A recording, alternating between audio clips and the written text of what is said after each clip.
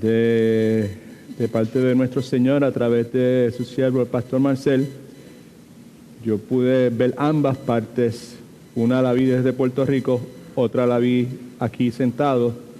Y fue muy, pero que muy edificante, muy edificante. Así que con eso en mente y con el deseo de continuar con ese mismo propósito, pues vamos a regresar a nuestro ciclo de matete, recalibrando mi amor y compromiso por la iglesia.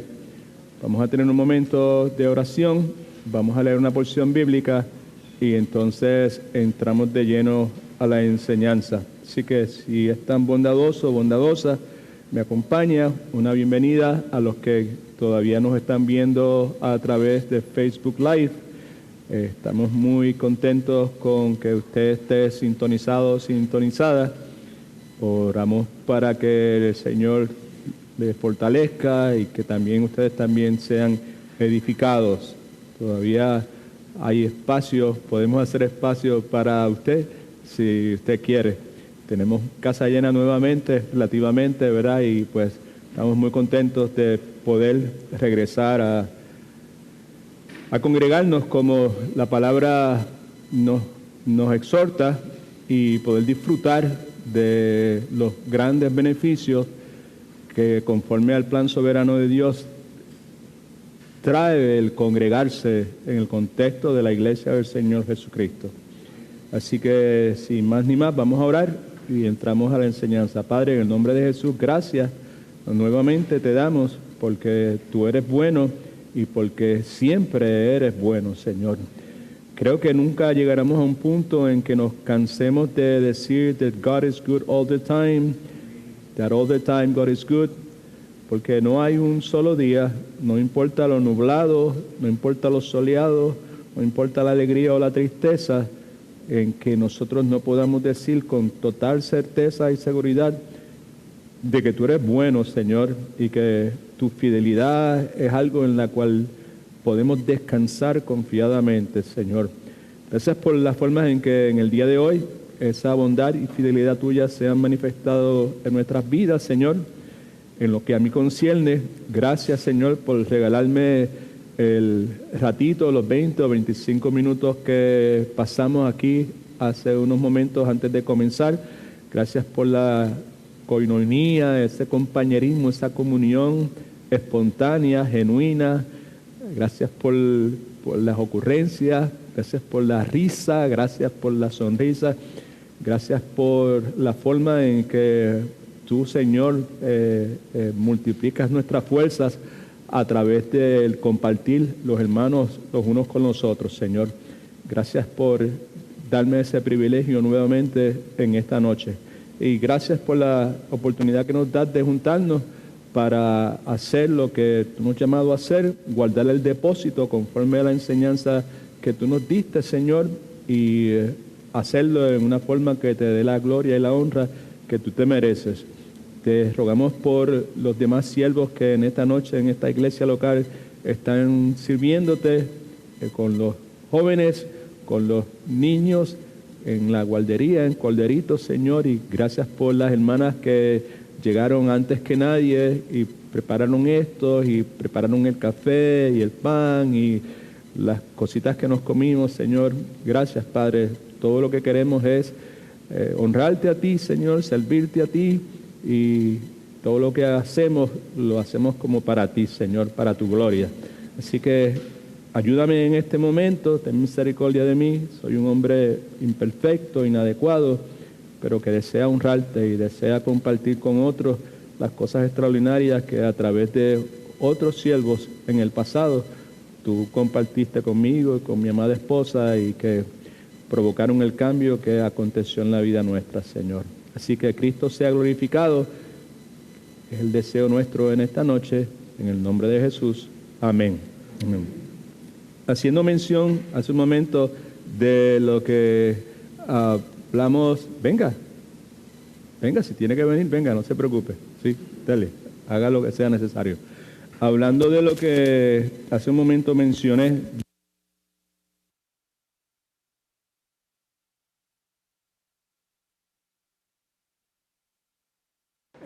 segunda de Timoteo, el capítulo número 1, versículos del 8. ¿Puede bajarlo un poquito, Arnaldo, por favor? Gracias. Capítulo 8, versículos del 8 al 18 fue los que estudiamos el domingo pasado. Pero quiero comenzar haciendo lectura un poco acerca de esta porción bíblica y luego de eso entramos de lleno a la enseñanza. Allá en segunda de Timoteo, capítulo 1, versículo 8 en adelante, dice: por lo tanto, no te avergüences de dar testimonio de nuestro Señor, ni de mí, preso suyo, sino participa de las aflicciones por el Evangelio, según el poder de Dios. Ese Dios nos salvó y nos llamó con llamamiento santo, no conforme a nuestras obras, sino según el propósito suyo y la gracia que nos fue dada en Cristo Jesús antes de los tiempos de los siglos, pero que ahora ha sido manifestada por la aparición de nuestro Salvador Jesucristo, el cual quitó la muerte y sacó a la luz la vida y la inmortalidad por el Evangelio.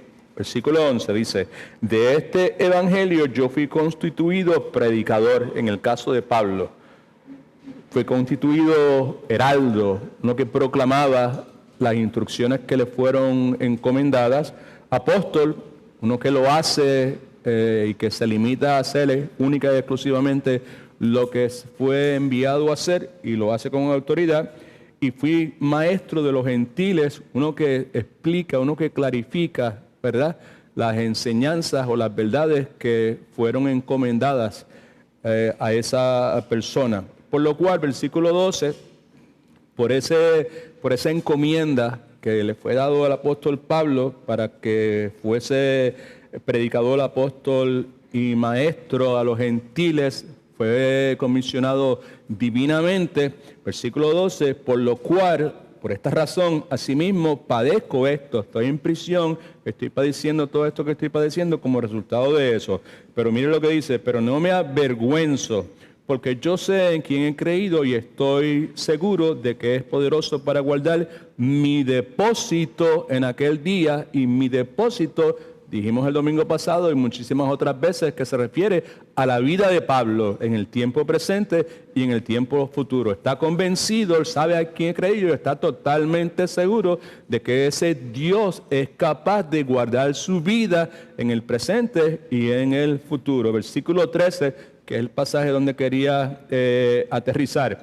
Retén la forma, el patrón, ¿verdad?, el bosquejo que se te ha dado, la forma de las sanas palabras. Está hablando ahí del Evangelio, está hablando de la Escritura, está hablando de la inmutabilidad de la palabra de Dios. Retén la forma de las sanas palabras que de mí oíste, en la fe y en amor, utilizando esas dos cosas: fe en que es verdadero lo que estoy diciendo porque proviene de Dios, y amor, la forma en que necesito comunicárselo a las personas que son inconversas, a las personas que están débiles en la fe y a las personas que han sido enseñados incorrectamente en su comienzo de la vida cristiana. Para poder hacer buen uso de esas sanas palabras, necesito hacerlo con una confianza absoluta de que lo que estoy diciendo es absolutamente verdadero.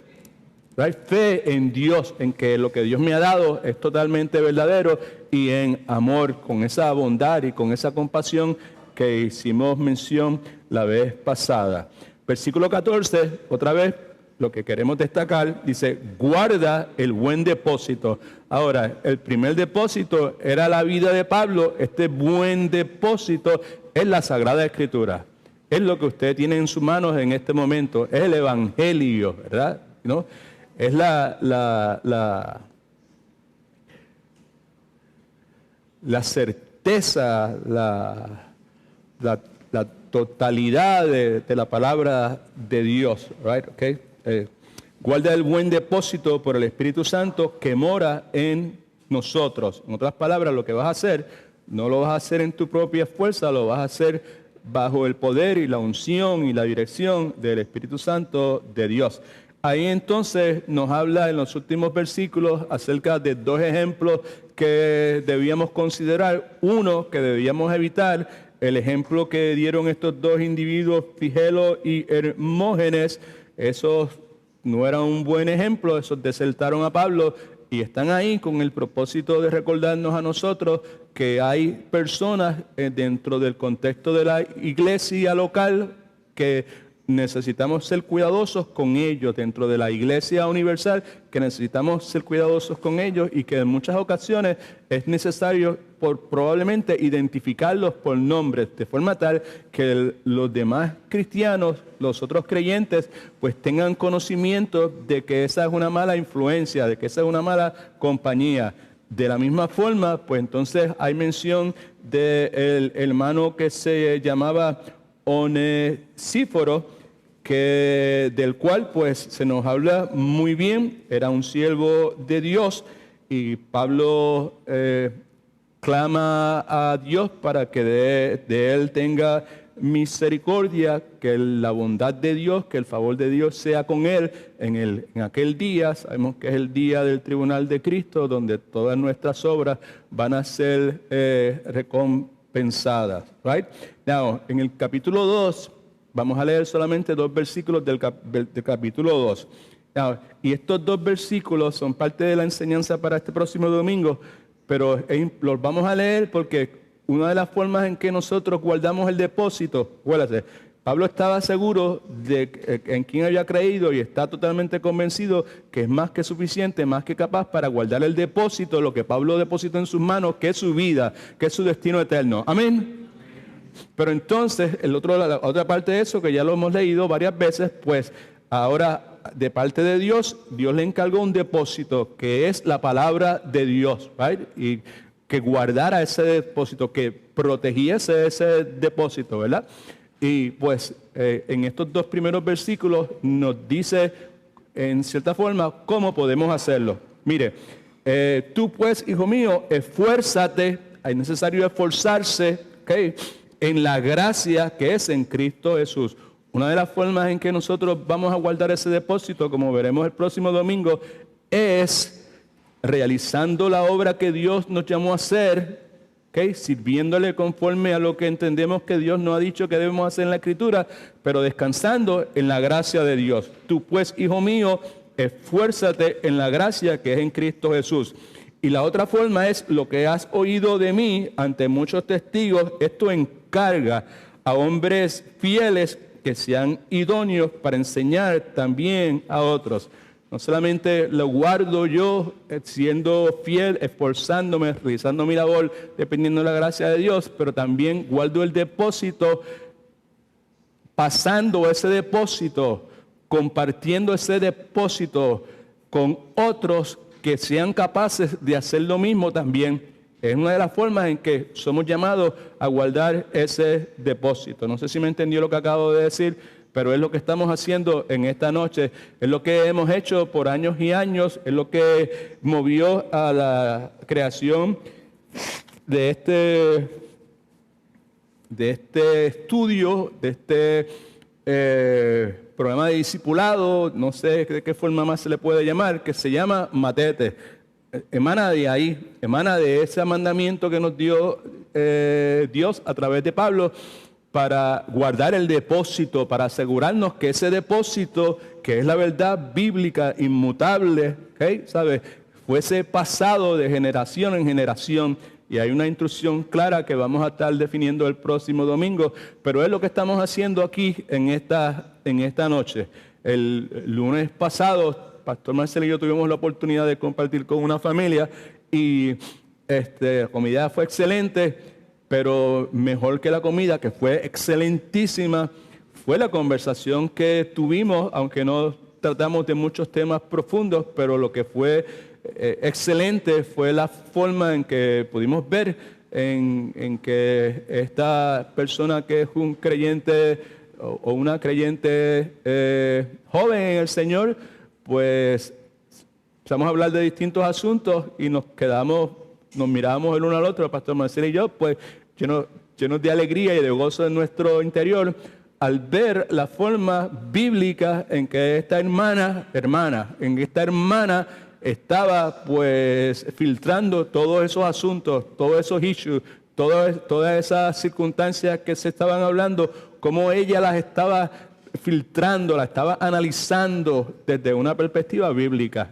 Razón de gozo inmenso para el pastor Marcel y para mí, saber que su perspectiva, su entendimiento ha sido renovado, está siendo renovado. Así que con eso en mente, pues vamos a regresar a lo que hemos estado haciendo aquí. Estamos tratando de recalibrar nuestro amor y nuestro compromiso por la iglesia.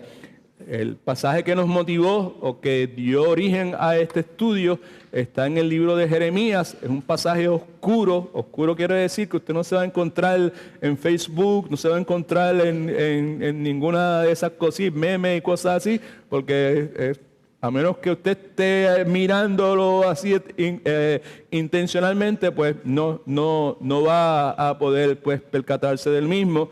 Es Jeremías 51:51, donde el pueblo de Israel se expresa ante la presencia de personas dentro de la iglesia, dentro del templo, debía haber dicho, que no tenían ninguna razón para estar dentro del templo.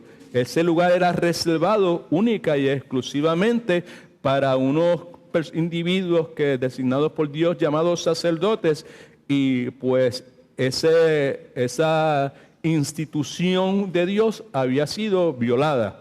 El pasaje lo que dice: estamos avergonzados porque oímos la afrenta, la confusión cubrió nuestros rostros, porque vinieron extranjeros, personas que no eran de nosotros, contra los santuarios, entraron en los santuarios, en la casa de Jehová, en unos lugares que estaban reservados única y exclusivamente para esos sacerdotes. Estos individuos, obviamente, está haciendo referencia a la entrada de los ejércitos de Nabucodonosor y todos estos ejércitos que Dios trajo, porque fue Dios el que los trajo en su plan soberano para disciplinar el pueblo de Israel que se había ido detrás de dioses falsos.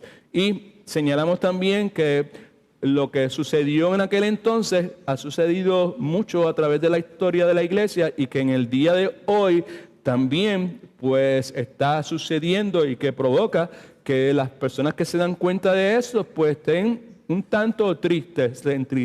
Nos entristezca como el pueblo de Israel el ver nuevamente personas profanando la iglesia del Señor Jesucristo. Y dijimos que la iglesia en el día de hoy continúa siendo penetrada por gente que no son creyentes, son gente impía. Y sabemos que impío quiere decir alguien que intencionalmente está viviendo contra los valores, los principios de Dios.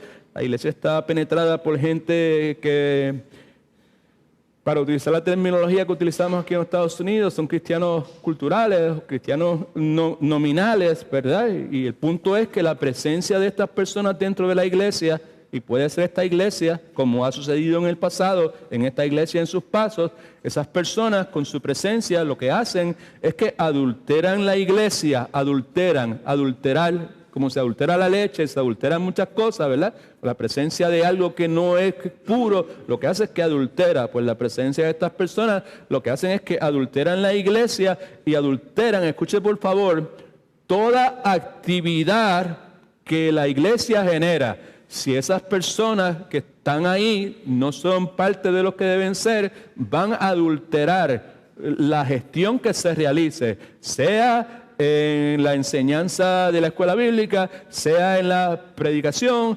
sea en la guardería, sea en el grupo de alabanza de oración, sea en el grupo de trabajadores de media, sea en el trabajo que rinden los jóvenes, sea en el trabajo que se rinde con niños. El principio gobierna cada una de esas cosas. Así que el asunto del cual estamos hablando es un asunto sumamente serio. Parte de nuestro propósito es que Dios nos capacite por medio de su gracia para que nuestras mentes, nuestros corazones, nuestras motivaciones sean purificadas. ¿Alguien dice amén? Amén. Seamos purificados, right? y que en el temor de Dios, siendo temerosos de Dios, le digamos que no al actuar y funcionar como si fuéramos una comunidad de gente inconversa.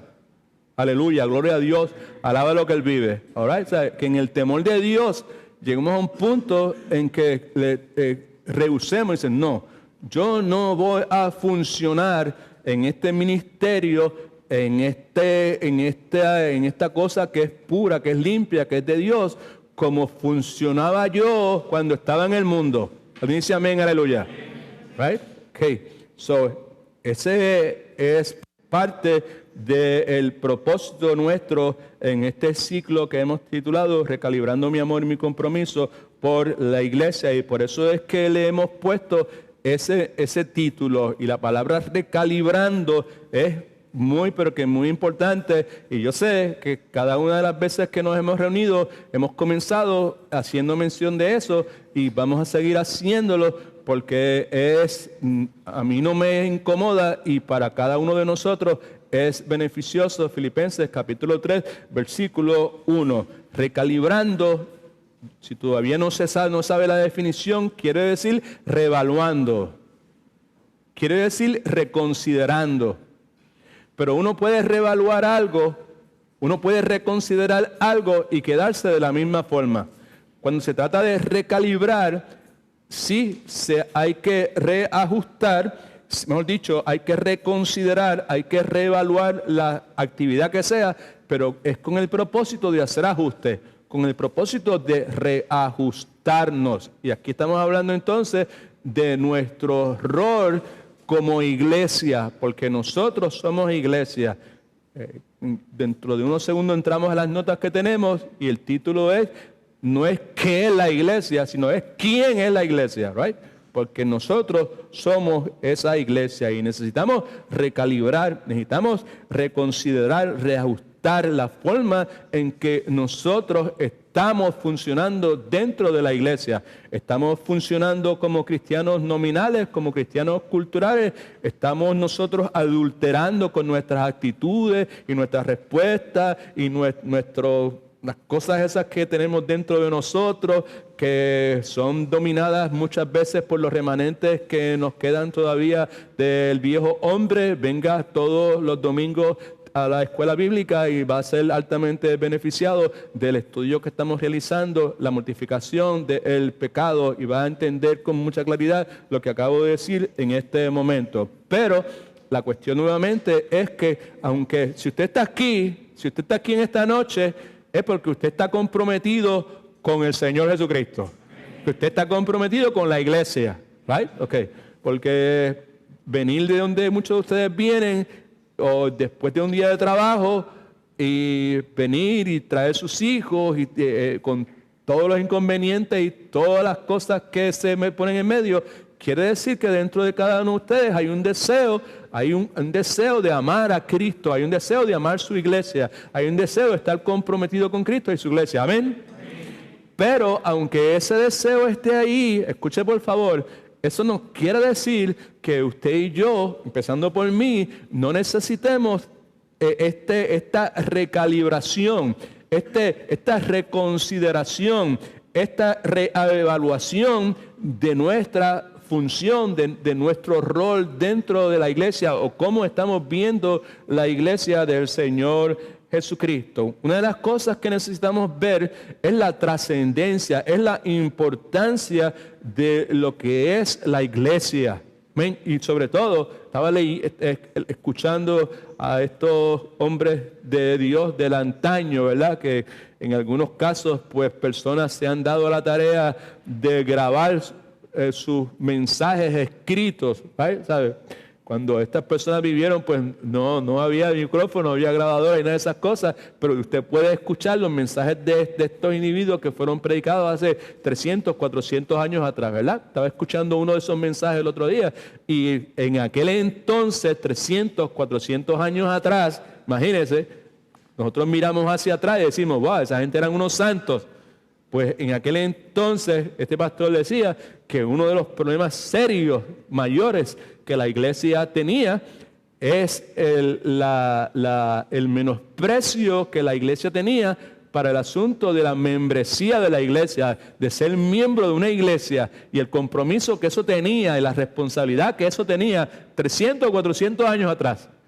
¿Ven? Pues necesitamos nuevamente pues calibrar, recalibrar, reevaluar cuán trascendente, cuán importante, cuán valioso para nosotros es la iglesia del Señor Jesucristo. Y como hemos dicho tantas veces, no necesariamente estamos con la intención de entrenar la idea en el caso de ustedes, porque si están aquí es porque ustedes quieren ser discípulos del Señor Jesucristo. Esa decisión fue tomada hace tiempo. Yo no voy a hacer, como decían por ahí, perdones, ojalá que nadie se ofenda por lo que voy a decir en este momento, no tengo la intención de ofender a nadie. Yo no voy a ser un calientabanco o un dominguero, yo voy a ser una persona que estoy comprometido con el Señor y yo le voy a servir al Señor y eso es lo que yo quiero hacer, servirle al Señor. Right? O sea, pues si usted está aquí, pues eso es obvio y pues como usted está aquí y es obvio para nosotros eso, pues nosotros no estamos en la de entretener y hacerle sentir bien a usted. De hecho, si usted regresó aquí este miércoles, luego de haber pasado 2 miércoles bajo la enseñanza del pastor Marcel, pues usted está claramente decidido que usted no está en la de que lo entretengan. Amén. Gloria al nombre del Señor, right? So, pues nosotros pues no estamos en esas tampoco, ¿verdad? Y lo que queremos es que nos podamos reproducir, que podamos, hermano Phil compartía conmigo algo ahorita extraordinario, cómo pues podemos ver si nos detenemos, si dejamos, eso fue, I'm quoting Brother Phil, right? Okay, estoy citando al hermano Phil, right? O sea, que digo el hermano Phil, dijo, en el pasado, pues yo no podía ver estas cosas porque yo me pasaba enfocado en mí, en lo que me gustaba a mí, en lo que yo quería, en mis cosas y eso, pues no podía ver las cosas que puedo ver en el día de hoy. So, la pregunta es, ¿qué cosas son las que él podía ver en el día de hoy? ¿Qué era lo que motivaba nuestra conversación? Pues él podía ver que durante este año que ha transcurrido hemos podido ver gloria al nombre del Señor. La gloria es para el Señor, solamente para el Señor, única y exclusivamente para el Señor. Podemos ver lo que Dios ha hecho a través de esta iglesia local con un grupo de jóvenes. A través de los años, que ahora en lo que ha transcurrido en este último año y medio, ha dado fruto. Porque la realidad es que, pues, si usted no está enfocado en usted mismo, en sus circunstancias, en lo que a usted le gusta y lo que es prioridad para usted, usted puede ver eso sin problema de ninguna clase, que es lo que el hermano Phil me estaba diciendo. Así que estamos aquí para reproducirnos y como dijimos ya varias veces, de los que saben más que yo, ¿qué hacemos? Aprender, exactamente. De los que saben más que yo, aprendo, ¿right? Y con los que saben menos que yo, ¿qué hago? Comparto lo poco o mucho que yo he aprendido. En eso estamos. Gloria al nombre del Señor. All right, so, vamos entonces a ver dónde nos quedamos la última vez en el bosquejo de ustedes. Hey, where is my bosquejo? ¿Qué hice con mi bosquejo? Bueno, mi bosquejo está, ¿dónde está mi bosquejo? Con permiso, no se vaya nadie, por favor. All right, voy a buscar mi bosquejo.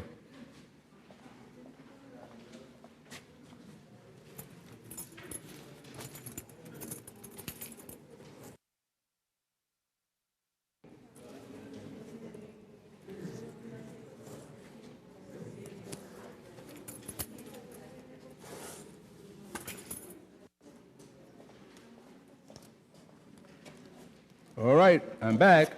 Así que no me pueden contar esos 5 minutos que me tomó encontrar el bosquejo.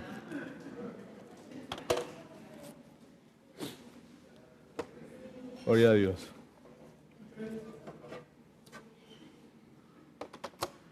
Bien agradecido a la hermana Shirley que nos ha hecho un obsequio extraordinario, un reloj excelente.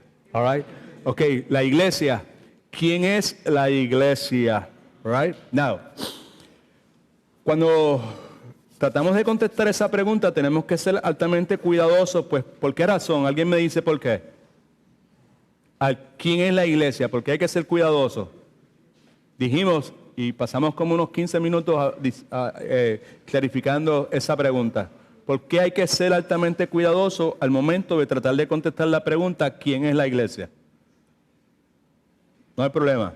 La razón por la cual tenemos que ser altamente cuidadosos es porque no hay ningún lugar en el mundo donde tú y yo podamos ir y decir, esta es la definición que Dios da en cuanto a quién es la iglesia.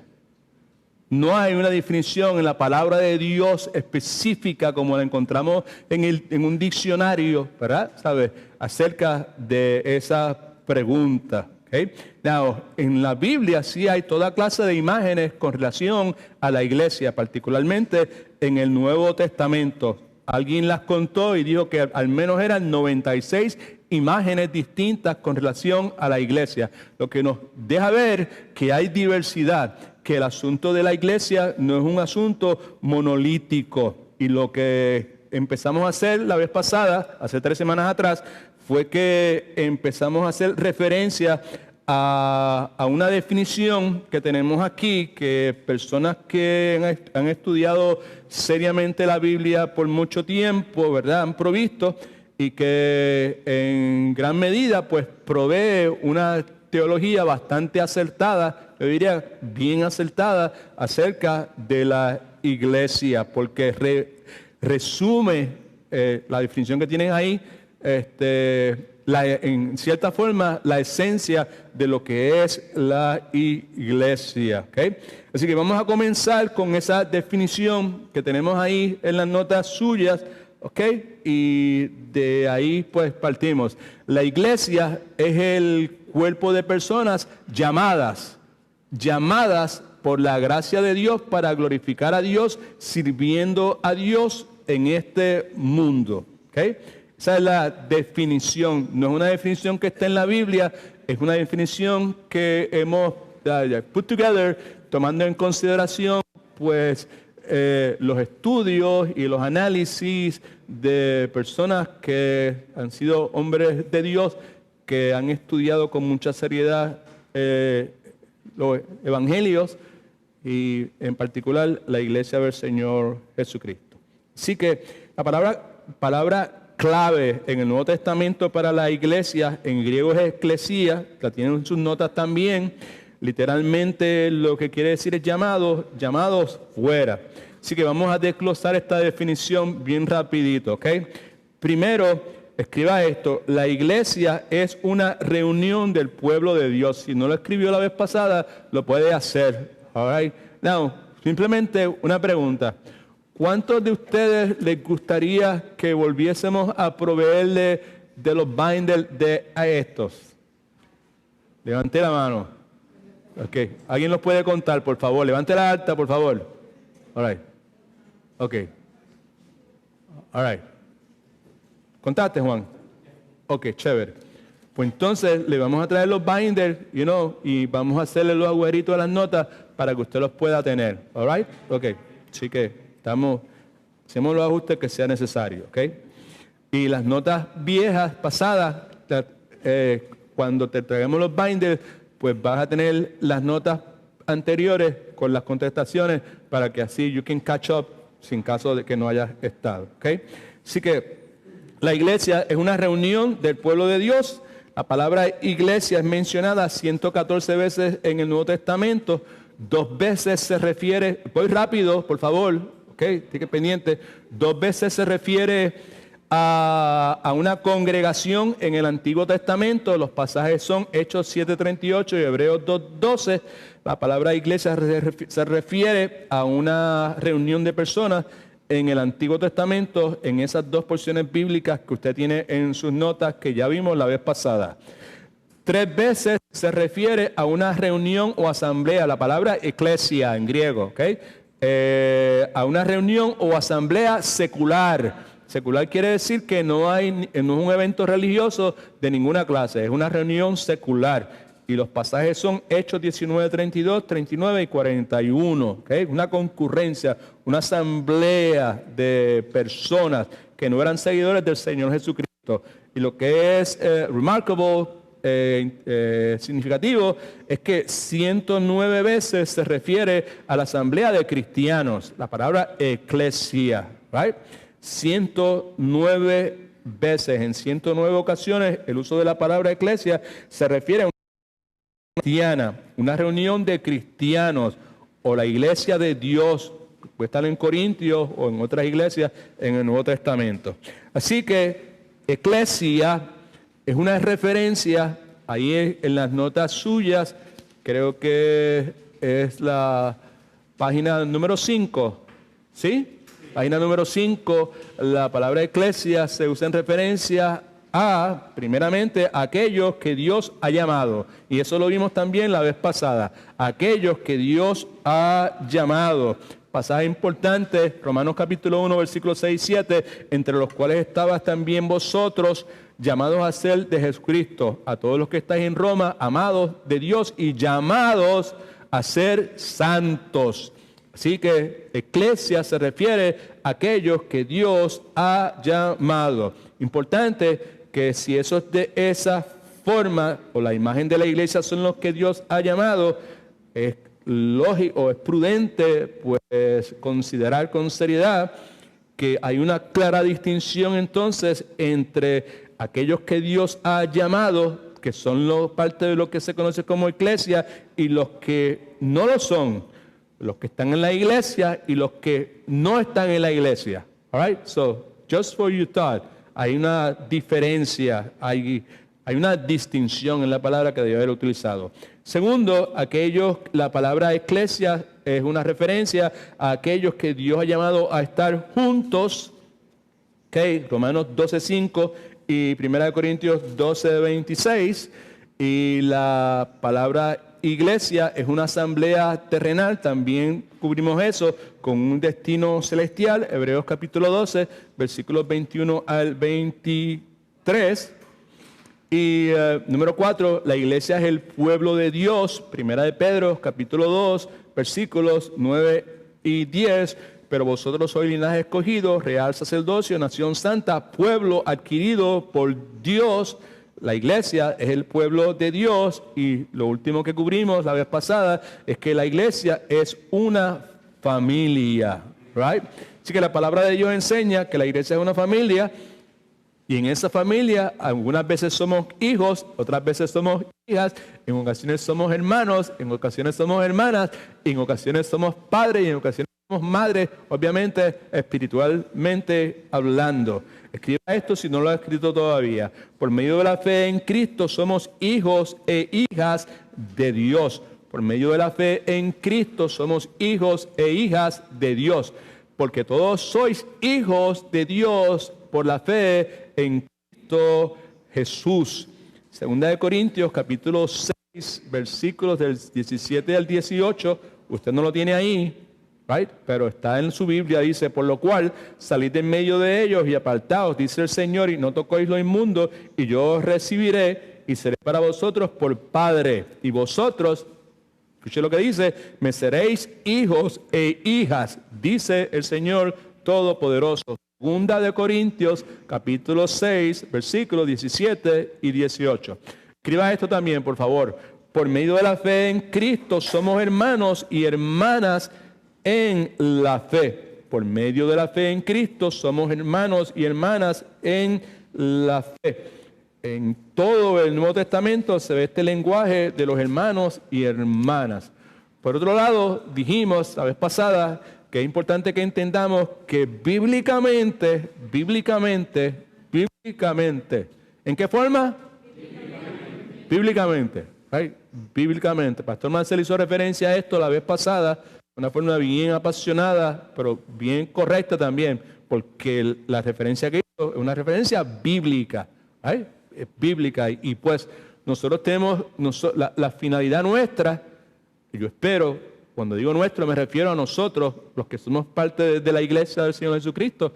Nuestra finalidad es que Dios trabaje con nosotros para que nuestra forma de pensar, nuestra perspectiva de vida deje de ser secular y se convierta en una forma de pensar bíblica. ¿Alguien dice amén, aleluya?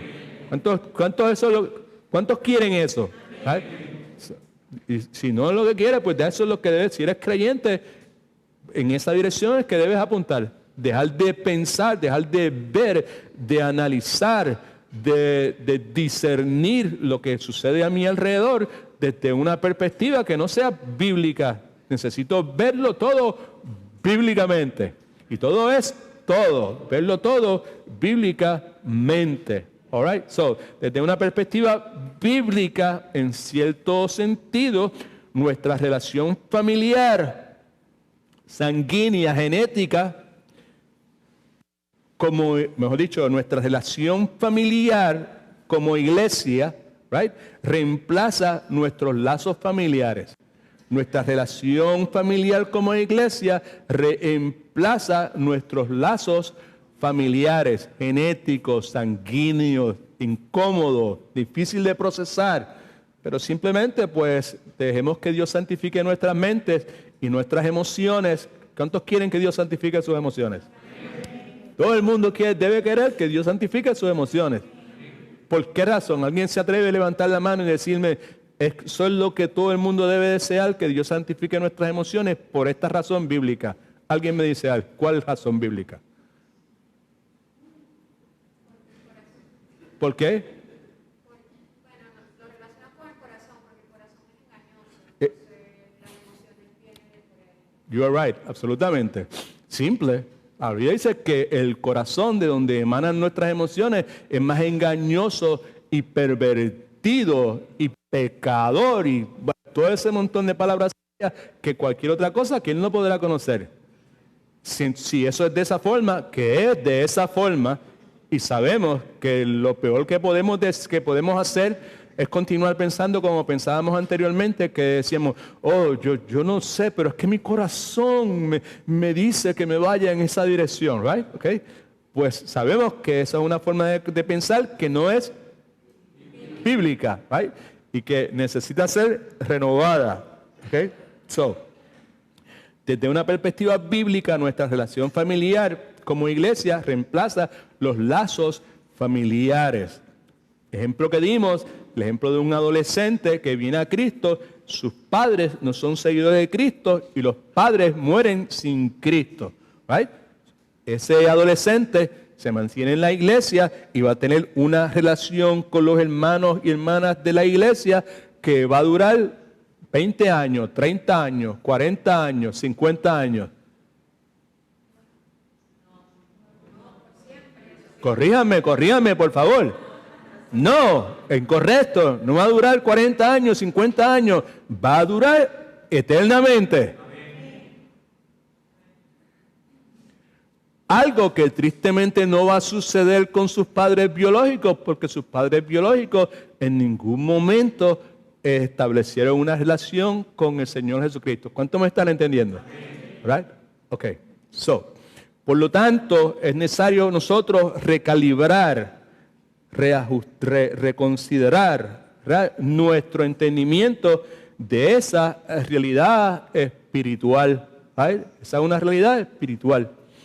Y hablamos acerca de también nuestros hermanos en el contexto de los perseguidos por todo el mundo, pero no vamos a entrar de lleno porque la vez pasada nos extendimos mucho en ese particular. La otra cosa que vemos, la palabra esta iglesia, la iglesia, punto número 6 en la nota suya, es que la iglesia es una novia y esposa. En un momento se refiere a la novia de Cristo y en un momento se refiere a la esposa de Cristo. En Efesios capítulo 5, versículos 25 al 27 dice lo siguiente. Now, debí haber mencionado esto, pero no lo mencioné, right? Que nosotros en gran medida hemos devaluado la iglesia y pues eso fue lo que hablamos en los primeros 2 miércoles y pues lo hemos reconocido en la forma en que lo hemos hecho, buscando nuestra comodidad, nuestras preferencias, dándole prioridad a nuestras tradiciones. No sé si se acuerda, está en la nota suya, que si puede chequearlo, ¿verdad? Pero que nosotros pues como tenemos que amar la iglesia. Y eso es parte de la recalibración que tenemos que hacer. Si en realidad amamos la iglesia, porque nosotros se supone que amemos la iglesia, que haya un amor por la iglesia, pero que se nos sale por los poros. ¿Right? Si es que somos de Cristo, si Cristo vive en nosotros, si nosotros estamos en Cristo, pues es inevitable que nosotros estemos bien, pero que bien con la iglesia. Right? Vienen palabras que utilizábamos en las calles de Puerto Rico, ¿verdad? Que podían explicarlo, pero creo que no sean las más apropiadas en este momento. Pero hay que estar bien, pero que bien enamorado de la iglesia, porque si estamos en Cristo, eso es lo que se supone que sea. Amén. Y si yo amo la iglesia con esa intensidad, pues entonces yo estoy obligado a amar a la hermana Elba con esa intensidad también. Porque Elba es la iglesia. Amén. Y Elba está en Cristo. Y yo estoy en Cristo. O sea que yo no tengo alternativa de ninguna clase que no sea amar, pero con intensidad y con pureza y con limpieza a mi hermana Elba. Y mi hermana Elba a mí también. Amén. All right. Now, aquí vemos entonces en Efesios capítulo 5, versículos 25 y 27. La razón primaria por la cual nosotros tenemos que amar la iglesia es porque Cristo amó la iglesia. Right? Y dijimos muchas cosas sobre el particular que están en sus notas. Right? Maridos, amad a vuestras mujeres, así como Cristo amó la iglesia y se entregó a sí mismo por ella, para santificarla, habiéndola purificado en el lavamiento del agua por la palabra, a fin de presentársela a sí mismo una iglesia gloriosa, que no tuviera mancha, ni arruga, ni cosas semejantes, sino que fuera santa y sin mancha. 2 Corintios capítulo 11, versículo 2, porque os celo con celo de Dios, pues os he desposado con un solo esposo, para presentaros como una virgen pura a Cristo. Así que la iglesia es la novia, Cristo se entregó por ella como la novia. Una imagen que vemos también en el Antiguo Testamento, donde el pueblo de Dios se conoce y se refiere hacia ellos como la novia de Dios. También lo vemos en el Nuevo Testamento. En el libro de Apocalipsis nos habla en el capítulo 19 de un evento que por años y años y años, desde que yo conocí al Señor, he escuchado gente hablar menos y menos y menos y menos y menos y menos y menos. Cuando conocí al Señor se hablaba mucho. Es el evento que se menciona en el capítulo 19 de las bodas del Cordero. Es un evento futuro, ¿verdad? Carácter escatológico, que la iglesia genuina anhela. They're looking forward for that day. Ese día, el día de las bodas del Cordero. En el día de hoy no se escucha casi. ¿Por qué razón? Gracias por preguntarme. Pues porque en el día de hoy el énfasis de la iglesia cultural, de la iglesia nominal del día de hoy, no tiene que ver con el futuro, es con el presente. Es ahí por la cual la iglesia se envuelve en cuanto asunto, en cuanto issue hay en el día de hoy, sea de la naturaleza que sea, porque la preocupación de la iglesia es hoy, en el presente. ¿Por qué hay esas mega iglesias? ¿Por qué esas iglesias tan grandotas que se llenan de gente? Pues porque cuando van, le hablan acerca de lo mejor para usted en el presente. Right? ¿Sabe? I don't need to worry about the streets of gold. No tengo que preocuparme de las calles de oro y el mar de cristal. Lo mío es aquí ahora, ¿sabes? Y no, yo quiero ir a una iglesia donde me digan cómo puedo bregar ahora, cómo puedo bregar con mi familia, cómo puedo mejorar mi matrimonio, cómo puedo mejorar mis finanzas. No me venga a mí a hablar que bodas del Cordero, que si el trono del Señor. ¿Me entendió? Pues eso es parte de las cosas que tenemos que recalibrar como iglesia. Y Y ahí no como iglesia exclusivamente como iglesia local, como el colectivo, sino igualmente porque cada uno de nosotros no es qué es la iglesia, es quién es la iglesia. Cada uno de nosotros en el plano personal pues necesitamos considerar eso. All right? Va a llegar el momento en que cuando ese evento se realice vamos a estar completamente, nosotros estamos en Cristo, pero en ese momento vamos a estar completamente unidos con Cristo. Por lo tanto, la iglesia es la novia. Número 7 en sus notas, la iglesia es como un edificio. Fíjense, como un edificio. No es que la iglesia sea un edificio, pero es como un edificio. Primera de Corintios, capítulo 3, versículo 9. Porque nosotros somos colaboradores de Dios. Eso es lo que somos, colaboradores de Dios. Pablo se ve a sí mismo como un colaborador de Dios. Cada uno de nosotros debemos vernos como colaboradores de Dios.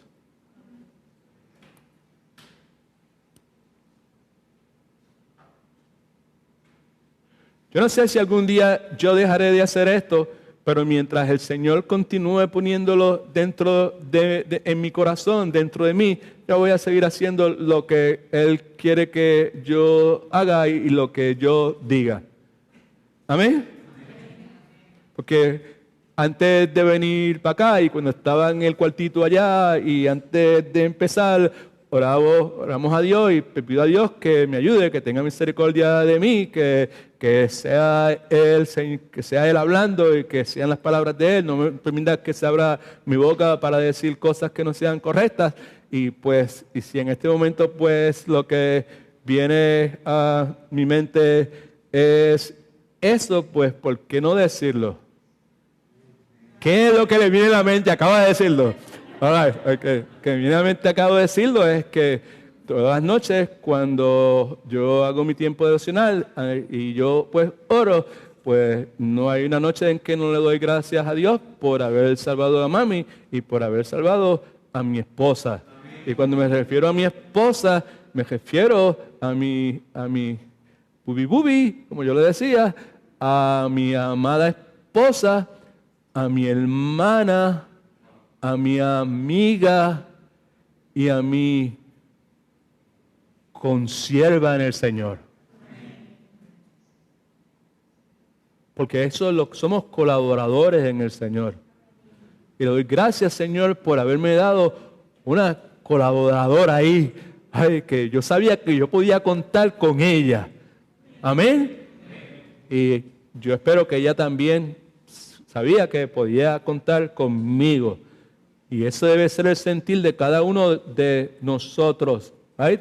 Que llegue un momento en que se me trancó el dominó, pasó algo, me enfermé, tuve un accidente, pero sé que puedo contar con fulano o con fulana porque son colaboradores míos, no solamente en evangelizar, no solamente en predicar, no solamente, sino en todas las cosas que nosotros pues somos llamados a hacer. Alguien dijo que nosotros lo que somos en este momento somos una extensión terrenal del ministerio de Jesucristo. Estamos en Cristo, ¿verdad? ¿Sabes? Pero somos mouthpiece. Pablo decía, soy heraldo, soy predicador. ¿Sabes? Pues quizás digo, no, yo no soy predicador, yo no soy heraldo, pero quizás no eres predicador, le traes un púlpito, pero si eres llamado a ser heraldo, eres llamado a proclamar las verdades de Cristo. Yes, you are. Right? Y eres, Padre, eres llamado y llamada a no avergonzarte. En los momentos estos tan críticos y de tanta tensión que tenemos que vivir nosotros cuando llegan los días de fiesta o cuando nos llegan los visitantes familiares para pasar una semana con nosotros. ¿Estamos o no estamos? ¿Lo entendemos? All right, okay. So, dice aquí, porque nosotros somos colaboradores de Dios y vosotros sois labranza de Dios, edificio de Dios. Right? Así que la imagen que Pablo nos está dando, obviamente, no es la imagen de un edificio de cemento o de ladrillo, ¿ok? No es la imagen que el Nuevo Testamento nos está dando, porque nos está hablando aquí, ¿right? Cuando se habla de que somos edificio en Dios, en 1 Corintios capítulo 3, significa literalmente que somos casa de Dios, ¿right? Me lleva al próximo punto. El punto número 8, mejor dicho. La iglesia es una casa.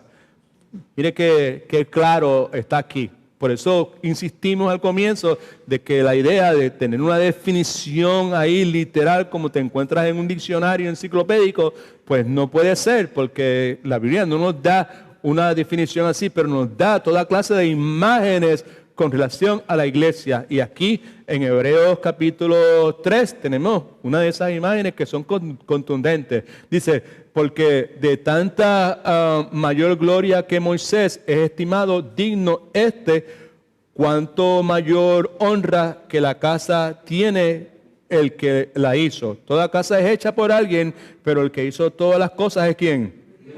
Y Moisés, a la verdad, fue fiel en toda la casa de Dios, pueblo de Dios, como siervo, para testimonio de lo que se iba a decir. Pero Cristo, que es al cual se está haciendo referencia, como hijo sobre su casa. Mire ahora, y esa casa somos ¿quiénes? Somos nosotros, los creyentes, los que hemos nacido de nuevo, con tal de que retengamos firme hasta el fin la confianza y el gloriarnos en la esperanza. Quiere decir que voy a hacer casa si llego a retener firme hasta el fin la confianza, que es la fe, y gloriarnos en la esperanza. No, nosotros vamos a, si somos la casa, si somos del pueblo, nosotros vamos a retener firme hasta el fin la confianza y el gloriarnos en la esperanza, porque somos la casa. No es que somos la casa porque retenemos firmes hasta el fin la confianza y el gloriarnos en la esperanza. ¿Alguien no me entendió? Lo que quiero dejar claro es que el pasaje nos dice, y esa casa somos nosotros. ¿Right? Está hablando del pueblo de Dios. ¿Okay? Con tal, siempre y cuando, que retengamos firme hasta el fin la confianza, la fe y el gloriarnos en la esperanza. Puede dar la impresión, si usted se limita a leer lo que dice ahí, de que pues para llegar a ser esa casa, pues nosotros necesitamos retener firmes hasta el fin la confianza y el gloriarnos en la esperanza. Lo que yo someto a su consideración es que la Escritura enseña es que como nosotros vamos a retener firme hasta el fin la confianza y el gloriarnos en la esperanza, eso nos constituye como parte de esa casa. ¿Amén? All right. Lo que el escritor de Hebreos describe es la imagen de la morada de Dios cuando está hablando de la casa. Cuando se habla de edificio, cuando se habla de casa, este es el lugar donde Dios habita. Vemos imágenes del templo en todo el Nuevo Testamento, utilizadas para referirse a la iglesia, así como la gloria de la presencia de Dios moraba en el Antiguo Testamento. All right. Y entonces pasamos al punto número 9, que dice que la iglesia es un templo. 1 Timoteo capítulo 3, versículo 15, para que, citando, Pablo dándole instrucciones a su hijo espiritual Timoteo, para que, citando, sepas cómo conducirte en la casa de Dios, en el templo de Dios, que es la iglesia del Dios viviente, columna y defensa de la verdad. Escriba esto, por favor. El Espíritu de Dios habita dentro de la iglesia. El Espíritu de Dios habita dentro de la iglesia. Efesios 2, 19, 22. Por eso ya no sois extranjeros ni forasteros, sino conciudadanos de los santos y miembros de la familia de Dios, edificados sobre el fundamento de los apóstoles y profetas, siendo la principal piedra del ángulo Jesucristo mismo. En Él, en Cristo, todo el edificio, bien coordinado, va creciendo para ser un ¿qué? Templo santo en el Señor, en quien vosotros también sois justamente edificados para morada de Dios en el Espíritu. Escriba esto también. La gloria de Dios se muestra a través de la iglesia. Vosotros también, como piedras vivas, edificados como casa espiritual, sacerdocio tanto, para ofrecer sacrificios espirituales aceptables a Dios por medio del Señor Jesucristo. Así que es importante tener claro que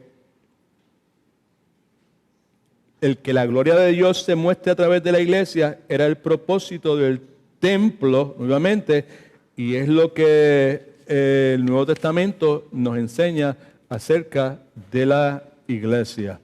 Son las 8:32 de la noche. Es hora de terminar la enseñanza en esta noche. Es hora de orar, es hora de regresar a nuestros hogares, es hora de darle gracias a Dios nuevamente por la oportunidad que nos brinda de poder estar juntos en este lugar como familia, escudriñando su palabra, siendo equipados por Él para guardar el depósito. ¿Se acuerda al principio? Right? Fuimos llamados a guardar el depósito de nuestras vidas está en las manos de Dios. Y sabemos que Él es más que suficiente para guardar ese depósito. Ahora la pregunta que tenemos delante de nosotros, un segundito, y oramos, es, ¿será que Dios pueda confiar en nosotros, en la forma en que nosotros confiamos en Él, con relación a guardar el depósito que Él ha puesto en nuestras manos? El depósito que Dios ha puesto en nuestras manos es el Evangelio, es la Sagrada Escritura. No negociable, la protegemos, luchamos por mantener la pureza, la autoridad absoluta de la palabra de Dios. Ese es el depósito que Dios ha puesto en nuestras manos. Y una de las formas de cuidar ese depósito es haciendo lo que en esta noche, sin querer queriendo, hemos hecho. Ser entrenados. Amén. Así que no ha sido una pérdida de tiempo para nosotros, y los que tienen hijos tampoco ha sido una pérdida de tiempo para sus hijos. Sus hijos en esta noche han recibido la palabra de Dios también. Ahora, lo que gesta de las no sé, ¿cuántas horas tiene la semana? Nadie sabe. 150 y pico me parece, ¿verdad? Anyway, pues le doy una hora con un ratito esta noche y el domingo le va otro ratito en el contexto de la iglesia. El resto de tiempo es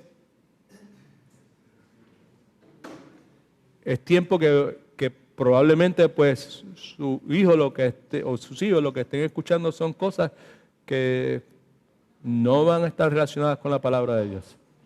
Así que debemos estar agradecidos que por lo menos en esta noche, el tiempo que ellos han utilizado, los más chiquitos entretenidos, pero recibiendo la palabra de Dios. ¿Right?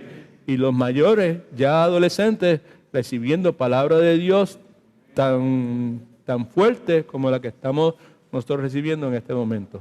¿Okay? Así que este domingo estamos ¿a cuánto? ¿A cuánto? 16. 16. Right? 16 más 7 son 23. ¿Cierto?